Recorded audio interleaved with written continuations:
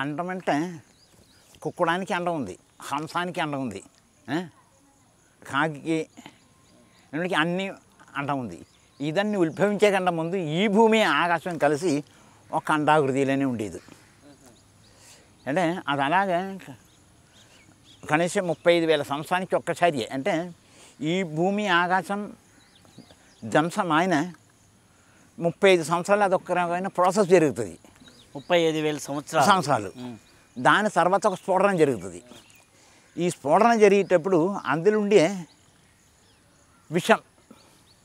విషవాయువులు అందు జగత్తున సర్వం పాడు చేస్తానని చెప్పి దాన్ని ప్రాసెస్ చేయడానికి కోసం సృష్టి నుంచి ఒక సృష్టి ఉద్భవించి, అప్పుడే ఆ కాలంలో మన సినిమాలను చూసాం, జురాసిక్ పార్క్లు చూసాం చూడు, డైనాసర్ అటువంటి జీవులు. ఎందుకంటే ఏదైనాలు అగ్నిలు దహించాలి, జలం కడగాలి. అగ్నితో దహించిన తర్వాత జలంతో పోతే అది జలానికి జలాంతర్గర్భంలో పోయి అది అక్కడ పేస్ట్ అయ్యి అక్కడే ఉండిపోతాయి.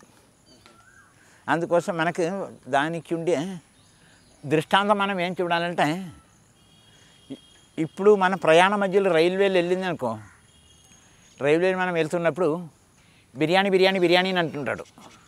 అప్పుడు ఒక కంపార్ట్మెంట్లో 72 మంది ఉంటారు. ఈ 72 మంది ఇద్దరే ఉంటారు. బిర్యానీ బిర్యానీ బిర్యానీ అంటే అండ బిర్యానీ అండ బిర్యానీ అని వస్తాడు.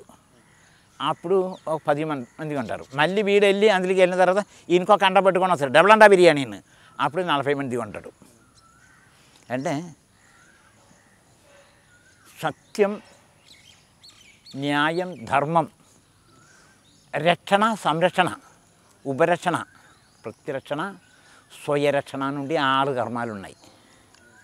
ఈ 6 కర్మం ఏది ఏ ప్రకారం చెయ్యాలండేది ఈ కాలం అయినప్పుడు ఇప్పుడు మర్చిపోయింది. ఇది ఎప్పుడున్నో 1943 వరకు ఉండేది కొంతవరకు ధర్మం.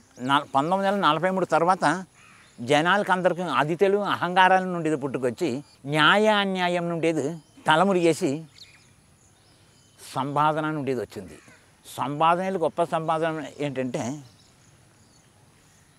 ఆరోగ్య సంపాదన. ఆరోగ్య సంపాదన లేకపోతే జ్ఞాన సంపాదన కలగదు. జ్ఞాన సంపాదన కలగకపోతే మోక్ష సంపాదన రాదు.